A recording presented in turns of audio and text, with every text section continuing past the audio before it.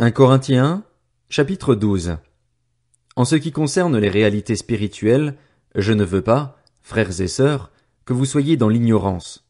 Vous savez comment, lorsque vous étiez étrangers au peuple de Dieu, vous vous laissiez irrésistiblement entraîner vers les idoles muettes. C'est pourquoi je vous le déclare, personne, s'il parle par l'Esprit de Dieu, ne dit « Jésus est maudit ». Et personne ne peut dire « Jésus est le Seigneur » si ce n'est par le Saint-Esprit. Il y a diversité de dons, mais le même Esprit. Diversité de services, mais le même Seigneur. Diversité d'actes, mais le même Dieu qui accomplit tout en tous. Or, à chacun la manifestation de l'Esprit est donnée pour le bien de tous. En effet, à l'un est donnée par l'Esprit une parole de sagesse, à un autre une parole de connaissance, selon le même Esprit, à un autre la foi, par le même Esprit, à un autre des dons de guérison, par le même Esprit, à un autre la possibilité de faire des miracles, à un autre la prophétie, à un autre le discernement des esprits, à un autre diverses langues, à un autre l'interprétation des langues.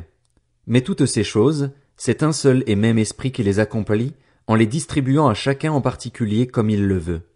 Le corps forme un tout, mais a pourtant plusieurs organes, et tous les organes du corps, malgré leur grand nombre, ne forment qu'un seul corps. Il en va de même pour Christ. En effet, que nous soyons juifs ou grecs, esclaves ou libres, nous avons tous été baptisés dans un seul esprit pour former un seul corps et nous avons tous bu à un seul esprit. Ainsi, le corps n'est pas formé d'un seul organe, mais de plusieurs.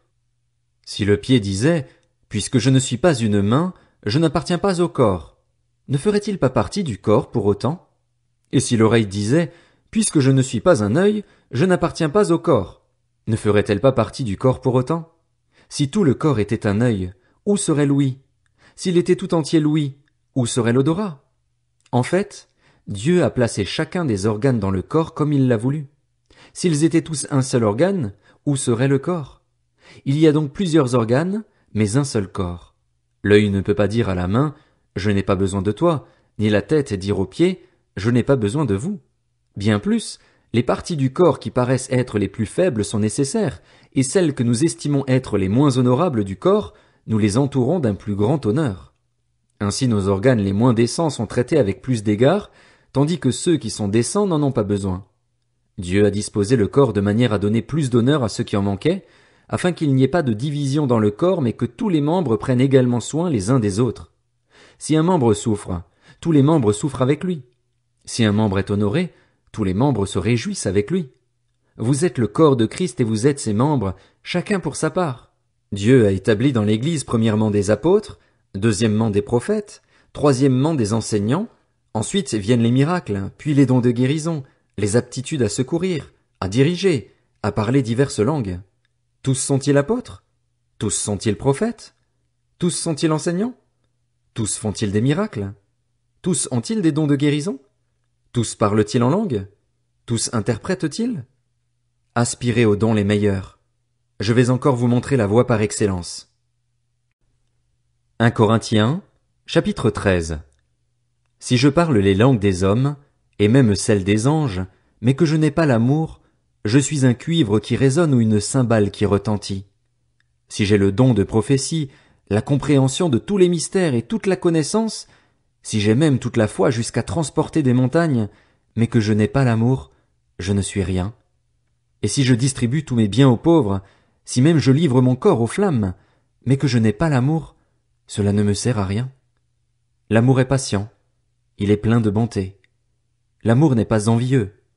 L'amour ne se vante pas, il ne s'enfle pas d'orgueil, il ne fait rien de malhonnête, il ne cherche pas son intérêt, il ne s'irrite pas, il ne soupçonne pas le mal, il ne se réjouit pas de l'injustice, mais il se réjouit de la vérité. Il pardonne tout, il croit tout, il espère tout, il supporte tout. L'amour ne meurt jamais. Les prophéties disparaîtront, les langues cesseront, la connaissance disparaîtra. En effet, nous connaissons partiellement et nous prophétisons partiellement, mais quand ce qui est parfait sera venu, ce qui est partiel disparaîtra. Lorsque j'étais enfant, je parlais comme un enfant, je pensais comme un enfant, je raisonnais comme un enfant. Lorsque je suis devenu un homme, j'ai mis fin à ce qui était de l'enfant. Aujourd'hui nous voyons au moyen d'un miroir, de manière peu claire, mais alors nous verrons face à face. Aujourd'hui je connais partiellement, mais alors je connaîtrai complètement, tout comme j'ai été connu. Maintenant donc ces 3 choses restent, la foi, l'espérance, l'amour. Mais la plus grande des 3, c'est l'amour. 1 Corinthiens, chapitre 14. Recherchez l'amour. Aspirez aussi aux dons spirituels, mais surtout à la prophétie. En effet, celui qui parle en langue ne parle pas aux hommes mais à Dieu, car personne ne le comprend, et c'est en esprit qu'il dit des paroles mystérieuses.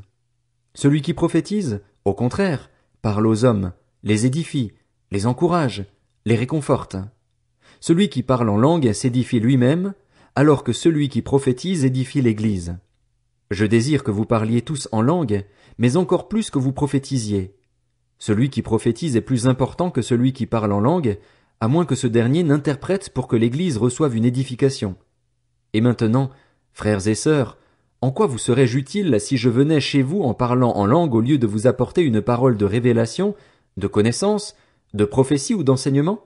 Si les objets inanimés qui rendent un son, comme une flûte ou une harpe, ne rendent pas des sons distincts, comment reconnaîtra-t-on la mélodie jouée sur eux?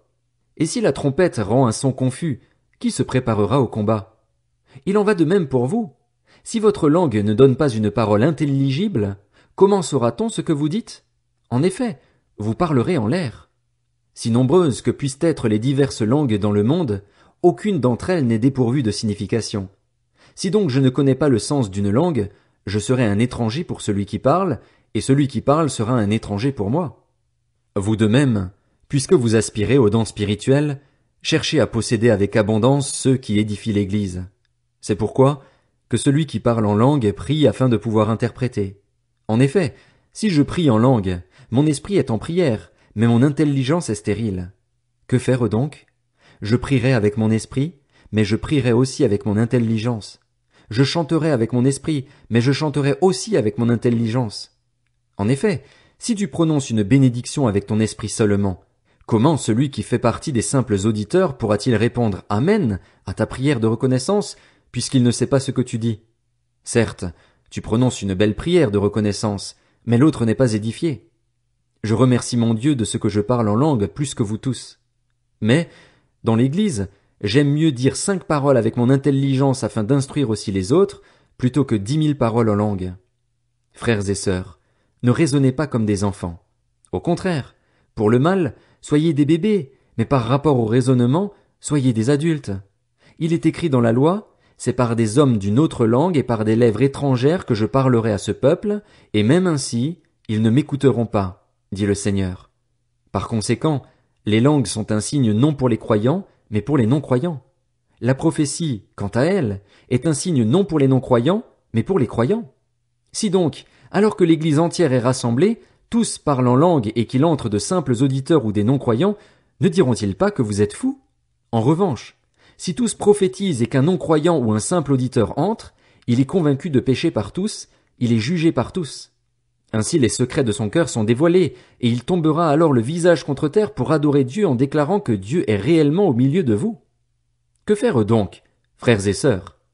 Lorsque vous vous réunissez, chacun de vous peut apporter un cantique, un enseignement, une révélation, une langue ou une interprétation.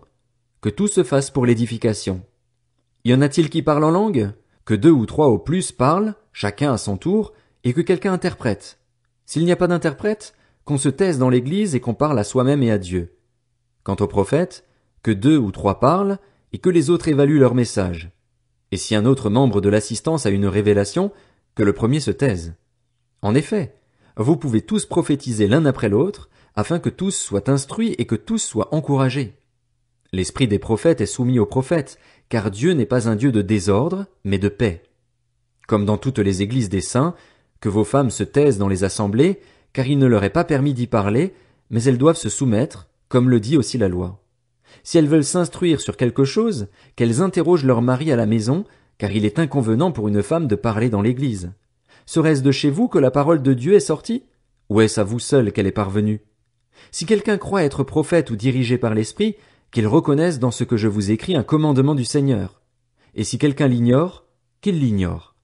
Ainsi donc, frères et sœurs, aspirez au don de prophétie et n'empêchez pas de parler en langue, mais que tout se fasse convenablement et avec ordre.